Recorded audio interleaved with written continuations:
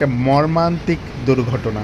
আজকে সোমবার বর্ধমান থেকে বেরিয়ে পড়লাম বৃন্দাবনের উদ্দেশ্যে। এই হলো বর্ধমানের ব্রিজ। এটা পার করে কলকাতা ও কাটোয়ার দিকে যেতে হয়। আর এই বর্ধমানের চারিদিকটা এইরকমভাবেই সকালে খুব ব্যস্ততার সাথে এই যে একজন হিরো চলে গেল দেখে। আর আমি এখন জিটি রোডে উঠলাম। এটা জিটি রোড ধরে হেঁটে চলেছি।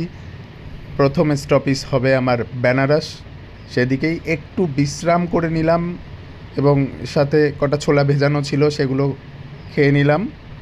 এখন 8টা বাজে, আবার হাঁটা শুরু করলাম ছোলা খাওয়ার পরে। এখন হাঁটতে হাঁটতে চলেছি পানাগড়ের দিকে, কিন্তু হঠাৎ চোখে পড়ল এরকম একটা মর্মান্তিক দুর্ঘটনা, যে ঘটনায় একটি গাড়ির ট্যাঙ্কার পুরো উল্টে পড়ে যায় রাস্তায়।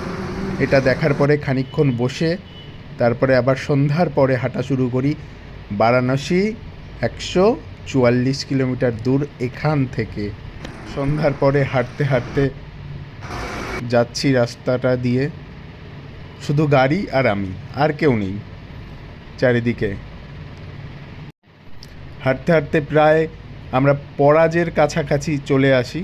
এখান থেকে পরাজ প্রায় 2 কিলোমিটার দূরে, বোর্ডেও সেরকমটি দেওয়া আছে। পরাজে থাকার কথা ভেবেছিলাম, কিছু পাইনি, তাই পরাজ থেকে আবার হাঁটা শুরু করলাম। হাঁটতে হাঁটতে গিয়ে সামনে একটি পেট্রোল পাম্প পেয়ে যাই আমি। সেই পেট্রোল পাম্পে আজকে আমাকে রাত্রে থাকতে দিয়েছিল। খুবই সুন্দর একটি রুমে আমাকে থাকতে দেয় এবং আমি সেখানে সুন্দর আরামে ছিলাম। জয় শুকরি, সবাই ভালো থাকবেন আর আমাকে একটু অবশ্যই কমেন্টে জানাবেন কেমন লাগছে।